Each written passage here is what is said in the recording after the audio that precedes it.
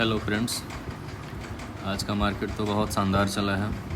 कल मैंने आपको बताया था कि अगर कैंडल इसके ऊपर जाता है फिर ये डायरेक्टली ऊपर ही चला जाएगा 24,200 ये 24,230 के आसपास। हालांकि 230 नहीं गया, ये 218-19 ही 20 तक ही जाके रह गया है। और इस फॉल के बारे में मैंने आपको अपडेट कर दिया था बाद में। तो अब कल का मार्केट कैसा रह सकता है उसके बारे में डिस्कशन कर लेते हैं। यहाँ एक चीज़ तो क्लियरली दिख रहा है कि मार्केट मैं कई दिन से बोल रहा हूँ कि मार्केट अभी ऊपर जाने वाला नहीं है। मार्केट बियरिश ही है, जैसे भी जो कर रही है ऊपर से नीचे ही आना है। तो मार्केट अब आपका ना 24,130 के ऊपर 20 के ऊपर जाना बहुत मुश्किल है अभी के टाइम में। और इसमें आपको जब जब दिखे कि मार्केट ऐसे ऊपर आता है, इस रेंज में आता है, तब तक आप सेल कीजिए, मतलब पुट को बाई कीजिए। जब जब इधर आता है तब तक पुट बाई कीजिए। सिंपल सा थियरी है इसमें। तो कल के लिए क्या मतलब रह सकता है इसको हम देख लेते हैं। देखिए यहाँ फिर से वही चीज़ आ गई है कि यहाँ पे फिर से रेजिस्टेंस सपोर्ट्स बहुत ज़्यादा दिख रहे हैं। तो हो ना हो मार्केट का फर्स्ट हाफ कल बहुत ज़्यादा बोरिंग भी थे, सेकेंड हाफ भी बोरिंग भी थे, क्योंकि यहाँ रेजिस्टेंस सपोर्ट बहुत ज़्यादा है। यहाँ पे ना मार्केट ना प्रीमियम डीके बहुत करा सकता है। कल वैसे सेंसेक्स का एक्सपायरी है, अब इस जोन से बाहर निकलेगा तभी यहाँ नीचे में सेलिंग आएगी, शार्प सेलिंग आएगी। क्योंकि इस जोन में अगर रहा तो फिर प्रीमियम डीके होना तय है। तो इसके लिए स्ट्रेटजी यही रहेगी कि स्कैल्पिंग कर सकते हैं आप।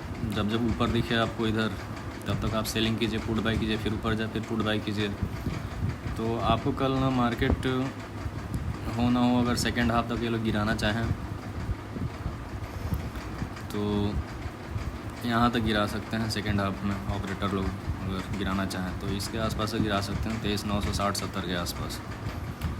हालांकि ये टारगेट तो आज ही मीट करना चाहिए था, लेकिन नहीं करा पाए, नहीं किए वो लोग, क्योंकि उन लोग को भी तो अर्निंग करना रहता है। तो वो लोग प्रीमियम डीके करा के ही आप लोग से पैसा वो लोग निकालते हैं।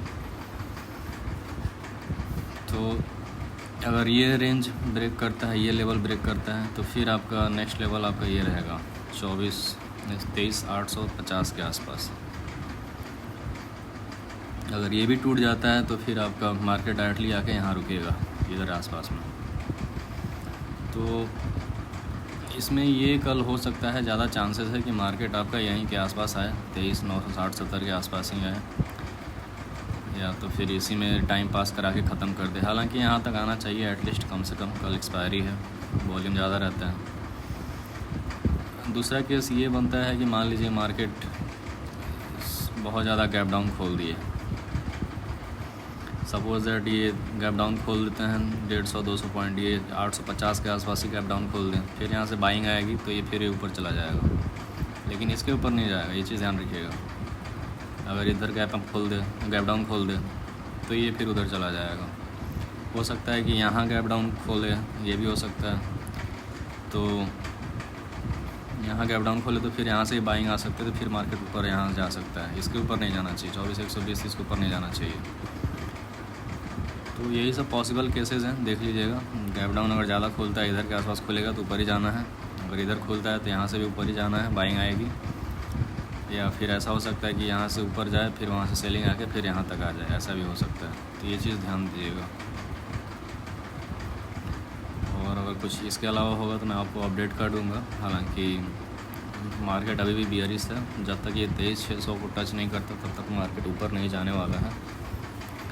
तो ये है एनालिसिस आज के लिए। कल सेंसेक्स में आप लोग संभल के खेलें, एक्सपायरी है। प्रीमियम डीके बहुत ज़्यादा भी हो सकता है, नहीं भी हो सकता है, क्योंकि ये जोन बहुत डेंजरस है। ये जोन दिख रहा है बहुत डेंजरस है, इसमें बस अटकना नहीं चाहिए।